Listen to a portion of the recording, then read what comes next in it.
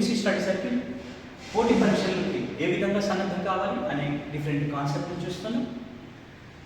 అందులో భాగంగా ఈరోజు మనకు 3 ముఖ్యమైనటువంటి అంశాలను చూడబోతున్నాం.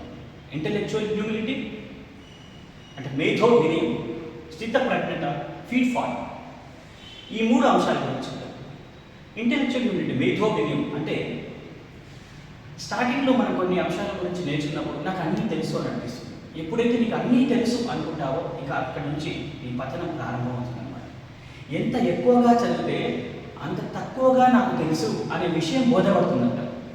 అంటే ఎప్పుడైనా చూడండి, చాలా పుస్తకాలు చదివినటువంటి మేధావి, కొన్ని వేలాది పుస్తకాలు చదివినటువంటి మేధావి మీకు ఏం తెలుసు అంటే నాకు ఏమీ తెలియదు అంటారు. అదే ఏమీ చదవనటువంటి ఒక వ్యక్తి దగ్గరికి వెళ్తే నాకు అంతా తెలుసు అంటారు.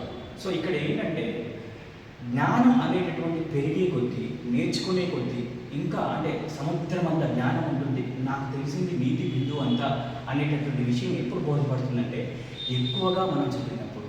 సో ప్రతి విషయం పట్ల, ప్రతి సంఘటన పట్ల, ప్రతి సబ్జెక్టు పట్ల ఆసక్తిని పెంపొందించుకొని ఆ సబ్జెక్టులో వచ్చి ముఖ్యమైనటువంటి అంశాలన్నింటినీ అవపోసన పట్టేటటువంటి ప్రయత్నం కనుక చేస్తే కనుక మనకు మంచి రిజల్ట్స్ వస్తాయి.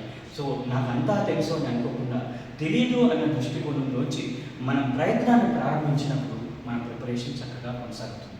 తర్వాత స్థిత ప్రజ్ఞత అంటే ఆనందం వచ్చినప్పుడు పొంగిపోకుండా, ఆవేదన వచ్చినప్పుడు కుంగిపోకుండా, అంటే కష్టాలు వచ్చినప్పుడు పూర్తిగా కుంగిపోవడం, సుఖాలు వచ్చినప్పుడు, సంతోషం వచ్చినప్పుడు ఇక ఎవరికి దొరకకుండా ఎగిరెగిరి పడిపోవడం. సో ఈ విధంగా ఉంటే కనుక మనం ఒక గొప్ప ఆఫీసర్గా, గొప్ప వ్యక్తిగా కూడా కంటిన్యూ కావడం అక్కడ కష్టం. స్థిత ప్రజ్ఞతను అలవర్చుకోవాలి. అంటే మనకు తామరాకు కమలం పువ్వు ఉంటుంది వాటర్లో, ఎలాంటి అలలు వచ్చినా కూడా అంటే స్థిరంగా ఉంటుందన్నమాట. ఇక్కడ అలలు వచ్చినా, అలజడులు వచ్చినా, జీవితంలో కష్టాలు వచ్చినా, కన్నీళ్ళు వచ్చినా కూడా, సంతోషం వచ్చినా కూడా ఇక్కడ ఎగిరిపడకూడదు, అక్కడ నీలా పడిపోకూడదు. ఒకే విధంగా మన మనస్సును ట్యూన్ చేసుకొని అదే విధమైనటువంటి కంటిన్యూస్ ఎఫర్ట్స్తోని మీరు కనుక మీ ప్రిపరేషన్ కొనసాగించినట్లయితే రిజల్ట్స్ వస్తాయి.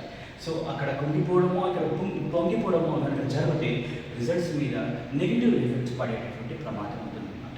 తర్వాత ఫీడ్ ఫార్వర్డ్ అంటే గతాన్ని గురించి ఇంకా వద్దు.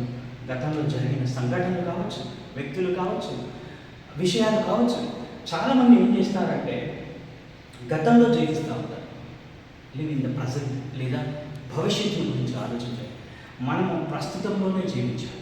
గతాన్ని గురించి ఆలోచిస్తూ కూర్చోవడం వల్ల గతంలో ఒక ప్రశ్న మీరు పొరపాటు చేశారు, దాని గురించి ఆలోచించడం కాదు, దాన్ని ఏ విధంగా మీరు నెక్స్ట్ టైం పొరపాటు చేయకుండా ఉండాలి.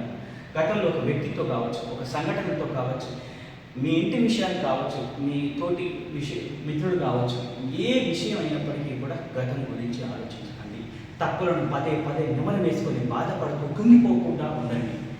భవిష్యత్తు గురించి ఆశావాదంతో నేను చక్కగా ఇప్పుడు ప్రిపేర్ అవుతాను, ప్రజెంట్ డేస్లో జీవించండి, భవిష్యత్తులో నేను ఉత్తమ ఫలితాలు సాధిస్తాను అన్నది ఒక్క కాన్ఫిడెన్స్ లెవెల్స్ని కనుక మీరు ఆ విధానాన్ని కనుక పెంపొందించుకుంటే మీ ప్రిపరేషన్ ఎలాంటి ఆటంకం లేకుండా కొనసాగుతుంది, ఉత్తమమైనటువంటి ఫలితాన్ని పొందగలుగుతారు.